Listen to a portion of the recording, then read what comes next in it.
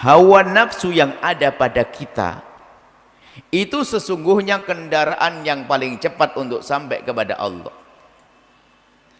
Justru karena adanya hawa nafsu inilah kita punya kelebihan dari malaikat.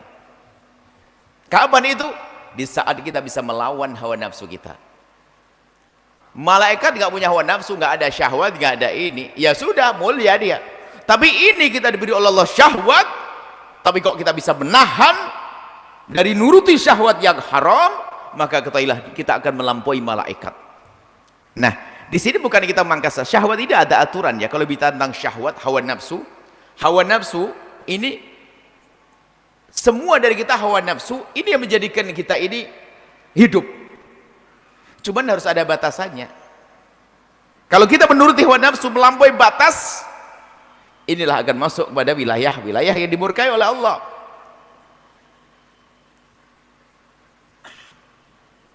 Maka yang wajib bagi kita itu adalah bukan menghilangkan hawa nafsu, nggak akan hilang, itu akan selalu muncul. Justru dengan adanya hawa nafsu inilah kendaraan bagi kita untuk kita bisa melambung. Oh ya Allah, dicaci, saya diolok, difitnah sama dia, ada marah kan kita? Kretek, dingin. Nah, kesempatan aku harus jihad. Nah, ini baru naik pangkat dia. Kalau jadi malaikat nggak ada sakit hati, malaikat nggak ada ngiri, nggak ada perjuangan. Ya, kita karena ada hawa nafsu inilah. Dan hawa nafsu ini gini loh, tidak ada syahwat yang Allah berikan pada syahwat apapun kecuali ada cara penyaluran yang halal. Syahwat makan, ada cara makan. Makanan yang halal ada aturan-aturannya. Syahwat minum, syahwat hubungan laki-laki dengan perempuan, ada semuanya. Ada namanya pernikahan. Tapi keluar dari itu, lah itu menjadikan Allah murka. Nah, tapi apa bentuknya? Ilmu tarbiyah yang selama ini, ilmu tasawuf, ilmu tarbiyah ini sebetulnya bagaimana kita membiasakan untuk tidak ngikuti hawa nafsu.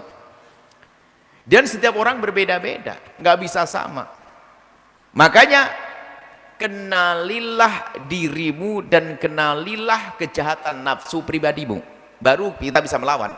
Setiap orang berbeda-beda loh ya. Ibadah pun bisa ada hubungannya dengan hawa nafsu. Dia rajin puasa, anaknya semuanya diajak puasa. Seperti yang melawan memerangi hawa nafsu. Oh enggak, ternyata dia orang paling pelit dia, makanya ibadah paling disuka puasa. Pengeluarannya kurang. Ini ada orang memerangi hawa nafsu itu sesuai apa sih yang ada pada saya ini?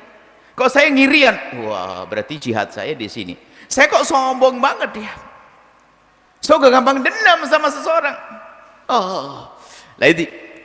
Dan ini nggak ada yang tahu kecuali diri kita sendiri. Maka kalau kita sudah tahu hawa nafsu yang menguasai hati kita, baru nanti kita perangi, maka hawa nafsu akan menjadi diri kita, hati kita terbebas dari hawa nafsu, baru hati tadi bisa mengikuti akal yang dibimbing oleh syariat, maka menjadi benar dia. Lah insyaf itu kan di saat seseorang terbebas dari seruan hawa nafsu, insaf. Orang nggak insaf nggak bisa. Contoh ada kesombongan, al-kibru batarul haq, Nabi menyebutkan orang sombong ngerti, diingatkan bener, cuman gara-gara yang ingatkan adik kelasnya. Ente tahu baru kemarin sok banget, gara-gara yang ingatkan di bawah dia level ilmunya, sok. Sebenarnya ngomong itu bener sebetulnya, cuman kenapa dia yang ngingetin? Subhanallah, itulah namanya hawa nafsu. Setelah Anda menyaksikan video ini, jangan lupa berselawat kepada baginda Nabi Muhammad sallallahu alaihi wa alihi wa sahbihi wasallam.